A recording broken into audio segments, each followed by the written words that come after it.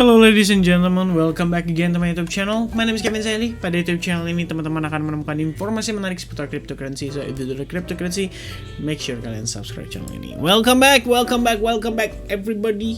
Di video update kali ini kita akan membahas tentang salah satu koin yang udah sedikit lama kita bahas terakhir, yaitu FTM, teman-teman ya. Ini adalah terakhir kali kita ngebahas tentang seputar FTM, tepatnya 3 pekan lalu. Dan sedikit reminder, sedikit refreshing buat teman-teman supaya ingat waktu terakhir kita ngebahas FTM itu maybe memasuki fase korektif, dan pertanyaannya pada saat itu adalah apakah ini hanya bear trap saja ya.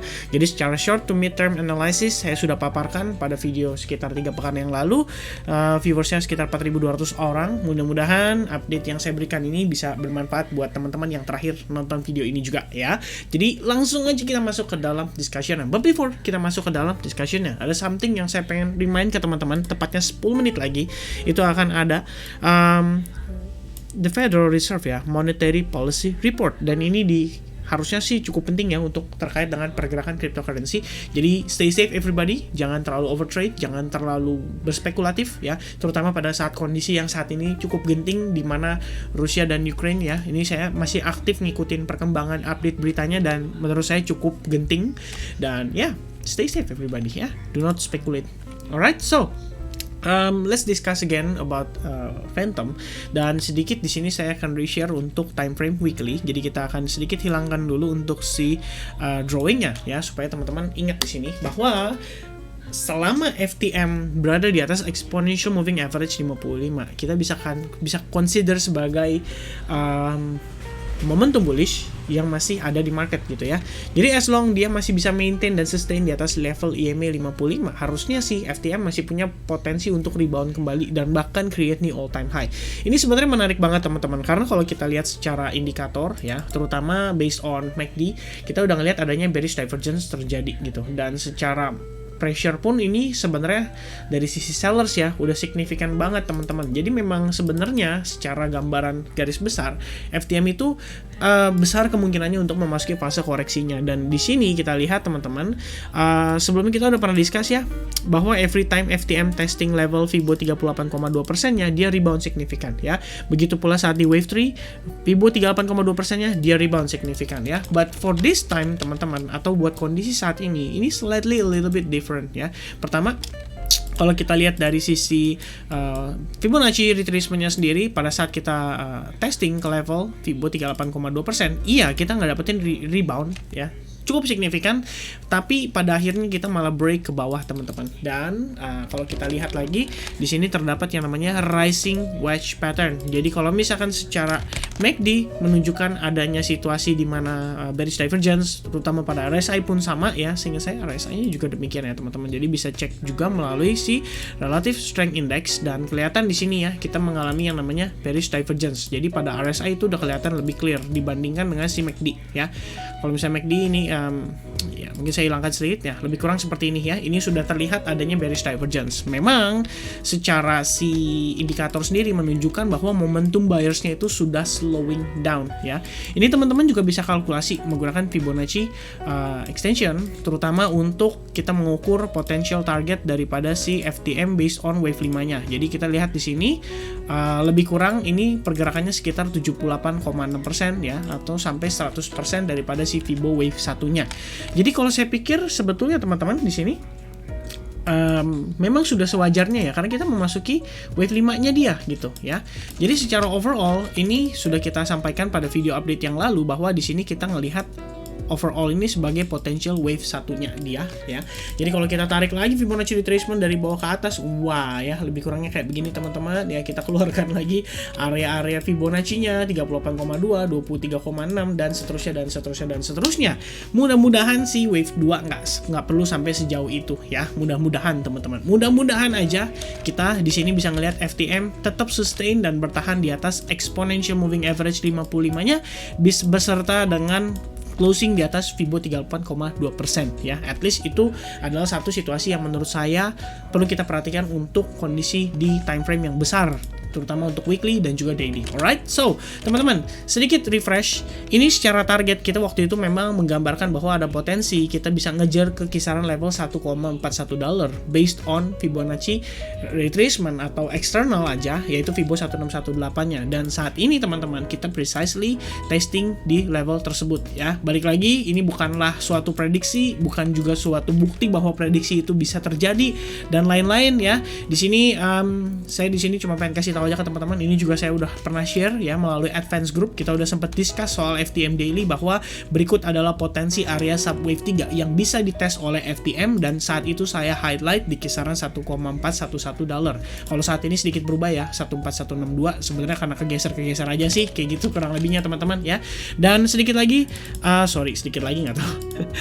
Dan sekali lagi saya ingin sampaikan bahwa ini friendly reminder, balik lagi kita nggak ada yang bisa prediksi dengan precise. Ini hanyalah berdasarkan oleh analisis yang saya lakukan, berdasarkan elite wave theory, berdasarkan Fibonacci retracement dan seterusnya. Jadi please teman-teman tetap bijak dalam menggunakan video ini. Jangan sampai kalian berpikir bahwa analisa saya tepat terus ke depannya kalau saya ngomong apa bakal diikutin. Jangan ya, tetap doing your own research itu much better. Alright.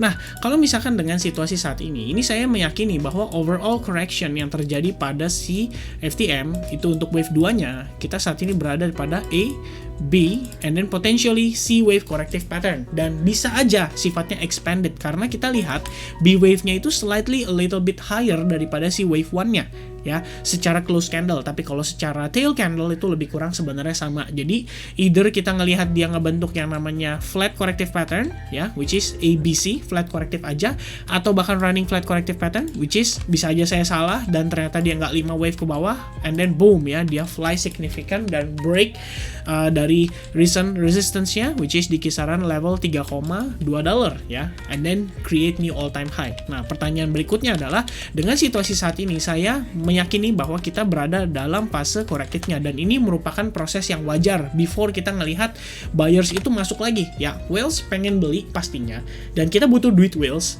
tapi whales juga nggak mau beli di harga yang super mahal, which means dia perlu ngelihat adanya diskon dulu. Begitu dikasih diskon dan menurut dia harga ini udah cukup murah, di situ mungkin reason dia bisa melakukan pembelian kembali dan bisa ngangkat pergerakan atau harga daripada si FTM ya. Simpelnya, sederhananya pemikirannya seperti itu. Dan kalau kita lihat teman-teman, ini seandainya close candle daily hari ini membentuk kondisi seperti ini kita bisa bilang sebagai closingnya itu membentuk yang namanya si bullish engulfing pattern, which is ini adalah potential reversal pattern ya. Kalau misalkan terjadinya seperti ini, jadi kita bisa beranggapan atau berasumsi bahwa Fibo 31,1618 atau Fibo 161,8% ini merupakan potential bottom daripada si wave 3 ya. Kalau misalkan demikian, kita membentuk yang namanya si expanded ya, atau mungkin flat corrective pattern pun ini kita ngelihat masih ada potensi memang untuk satu kali wave ke bawah lagi. Jadi lebih kurangnya gambarannya seperti wave 1, wave 2 terdiri dari A, B, C corrective pattern, and then wave 1, wave 2, wave 3, and then wave 4, and then wave 5 untuk potential finishing wave 3-nya. Lalu kita A, and then potentially B, and then C wave corrective pattern menuju ke wave 4-nya ya. Jadi lebih kurang seperti ini.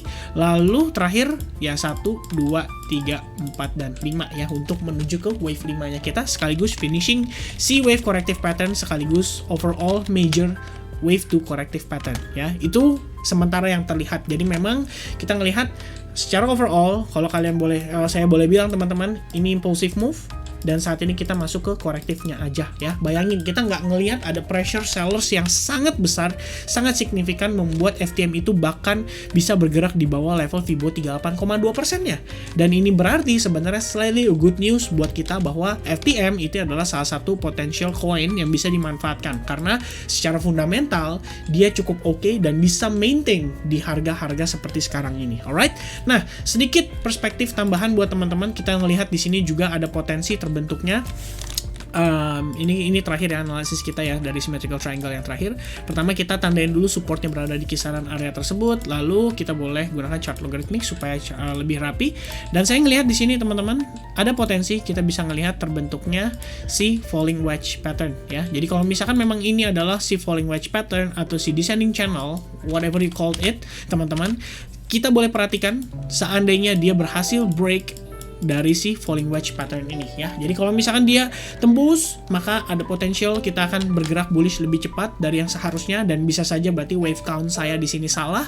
Artinya memang kita hanya masuk ke running flat corrective pattern, di mana si wave itu biasanya nggak lebih panjang ya daripada si A wave-nya. Jadi dia cuma di atas A wave sedikit, and then boom, dia langsung reverse ya, dan langsung terbang gitu. Karena kalau kalian perhatikan, ini udah jelas banget ya, ada 1, 2, dan 3 ya, which is ini ABC korektif ya.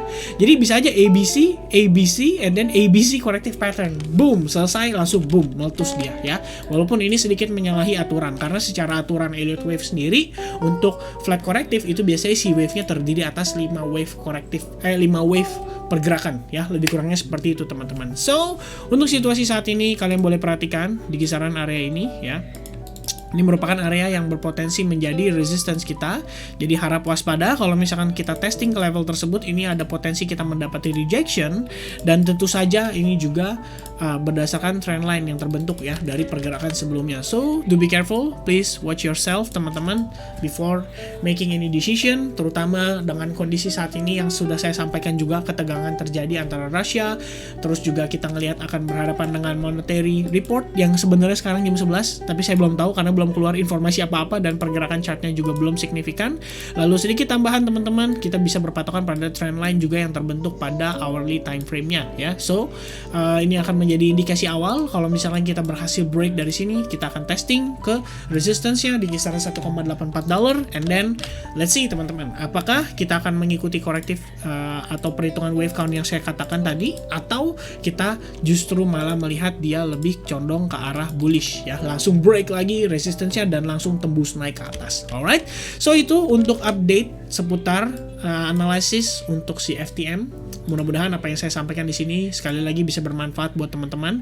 Secara target kita sudah tercapai, kita tinggal ngeliat aja apakah pergerakan berikutnya cenderung lebih korektif untuk dia wave 4, atau justru di sini kita bisa mendapati bullish confirmation and then reversal overall sehingga dia langsung rebound signifikan. Alright, so that's it teman-teman. Thank you very much for watching this video till the end. Mudah-mudahan teman-teman sekali lagi bisa mendapatkan manfaat yang positif, and I wish you guys the best of luck. Stay safe, stay healthy, stay cuan, stay profit, and then God bless everyone. Cheers, bye-bye.